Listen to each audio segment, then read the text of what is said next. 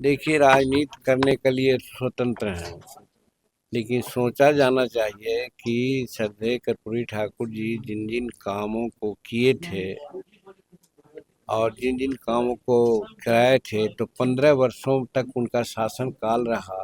उसमें एक काम भी बतावें कि उन्होंने किया हो।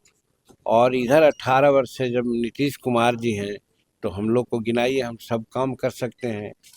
शिक्षा के संबंध में और बिहार के और विकास के संबंध में जो उनका सोच था, उसी के आधार पर आज चलाए जा रहे हैं, काम हो रहा है। तो कहने के लिए तो कोई कुछ कर सकता है, लेकिन सचमुच में एनडीए की सरकार है। एनडीए के नेतृत्व में, आज नीतीश कुमार के नेतृत्व में जो बिहार में सरकार चल रही है, एकदम कर्पूरी ठाकुर जी के चरण चिन्हों पर चल रही है। और यही कारण है कि आज बिहार का विकास हो रहा है। पहले बिहार का विकास नहीं हो रहा था, दूसरे का नामों के लिए जाना जाता था बिहार। आज बिहार के लोग बाहर जाते हैं, आज प्रतिष्ठा से लोग बिहारी को देखते हैं। इसका श्रेय नीतीश कुमार को जाता है, इसलिए कि माननीय कर्पूरी ठाकुर जी के चरण चिन्हों पर चल करके बिहार का विकास कर रहे हैं। प्रधानमंत्री आ रहे हैं अगले महीने में। प्रधानमंत्री जी का दौरा बिहार में है अगले महीने। बिहार आ रहे हैं। निश्चित आए, हर जिला हर प्रांतों में जा रहे हैं।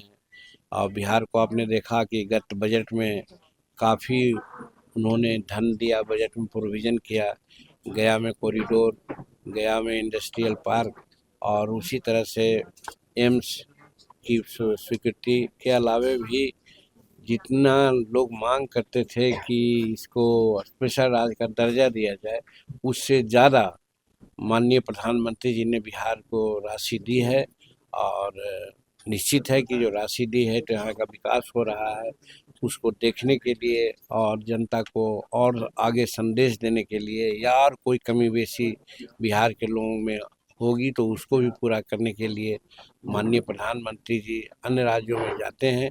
बिहार में हम स्वागत करते हैं, और बिहार के प्रति खास करके पूर्वोत्तर भारत के विकास के लिए, जिसमें बिहार भी आता है, प्रधानमंत्री जी बहुत बहुत सक्रिय हैं और बहुत दिलचस्पी ले रहे हैं। तो यही कारण है कि बजट में अच्छा प्रावधान किया गया था। अगला बजट जो आने वाला है, उसमें भी हम समझते हैं कि बिहार को काफ़ी धन मिलेगा, और इसके विकास में जो भी संभव हो सकता है, प्रधानमंत्री जी बिहार का विकास में सहयोग देंगे। कानून व्यवस्था पे क्या गोली चल रही है, उसको लेकर सवाल खड़े हो रहे हैं। मोकामा के बाद देखिए, सवाल खड़ा करना एक अलग बात है, लेकिन मोकामा की घटना को हम लोग भी जानते हैं। अब मान लीजिए कि कोई आदमी हमारे पास आवे कि अमुक आदमी के पास हम लोग गए, हमारे साथ ऐसा ऐसा काम कर रहा है, अगर हम वहाँ जाएं पंचायती के लिए और कोई गोली चला दे, और उसके जवाब में अगर कोई गोली चलाता है, तो ये लॉ एंड ऑर्डर का मामला है ये। तो इसको लॉ एंड ऑर्डर का मामला नहीं कहा जा सकता है। हम समझते हैं कि इसको लेकर के लोग कहता है, तो लॉ एंड ऑर्डर का था कि पहले 5 बजे के बाद यहाँ लोग जाते थे, नाइट शो सिनेमा कोई देखते थे। आज बच्चियां भी जाती हैं नाइट शो सिनेमा देखती हैं, वो आती हैं जाती हैं। देहात में रहने वाले हम लोग हैं, देहात में भी पहले अनेक प्रकार की वारदातें होती थी, आज कहीं नहीं है, शांति है। तो लॉ एंड ऑर्डर ठीक है, लॉ एंड ऑर्डर पर कोई प्रश्न उठाता है तो वो सिर्फ कहने के लिए उठाता है, सच्चाई नहीं है। सच्चाई है कि लॉ एंड ऑर्डर ठीक है। तेजस्वी यादव कह रहे हैं कि नीतीश कुमार अपने कलम से जो उनके अपराधी दोस्त हैं उनको छुड़वा रहे हैं। बिना नाम लिए कहीं ना कहीं आनंद मोहन आनंद सिंह। अब देखिए, कहने को तो बहुत कुछ कहा जाता है। नीतीश कुमार जी कानून से चलते हैं। इनका कहना है न हम लोग किसी को फंसाते हैं, न किसी को बचाते हैं। तो कानून के दायरे में जो काम होता है वो करते हैं। तो इसलिए अगर कोई कह दे कि अमुक को बचा रहे हैं या अमुक को फंसा रहे हैं, ये नीतीश कुमार के साथ कम से कम अप्लाई नहीं करता है। ठीक।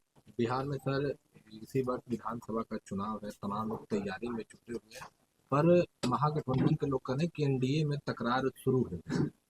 कोई एनडीए में तकरार नहीं है। अगर वो सब उनके के यहाँ तकरार है, कांग्रेस कहाँ है, कैसे लड़ रही है? आप सर वहाँ जो दिल्ली में है, आप और वो दोनों अलग अलग लड़ रहे हैं। बिहार में भी देखिएगा कई एक पार्टियां हैं, सब अलग अलग लड़ेगी। हमारे एनडीए में कोई तकरार नहीं है, एक तरह से सब एकजुट हैं। और देखिएगा हम लोगों का ये लक्ष्य है कि 2025 में हम लोग 225 सीट लेकर के आएंगे और एनडीए की सरकार बनेगी। नीतीश कुमार के नेतृत्व में सरकार बनाएंगे हम। प्रतीक कुमार पारस हैं जो कह रहे हैं कि एनडीए में हम लोग को तरजीह नहीं दिया जा रहा है, एनडीए में लगातार हम लोग का अपमान होता है। जैसे दलित वही ना है, दलित और भी तो है। दलित का अपमान कैसे होता है? दलित में तो हिंदुस्तानी अवाम मोर्चा सेकुलर के भी लोग हैं, 4-4 विधायक हैं, मंत्री हैं, एमएलसी हैं, और तो चिराग जी हैं। चिराग जी का भी यहाँ पर एक अच्छा कार्यक्रम चल रहा है, जो भी होता है सब मिलते हैं।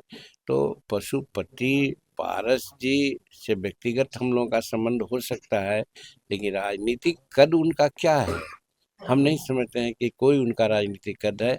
अब वो ज़्यादा बुजुर्ग हो गए हैं, बात करने को भले मन बहलाने के लिए कुछ कर दे, लेकिन समाज में उनका कोई वर्चस्व नहीं है।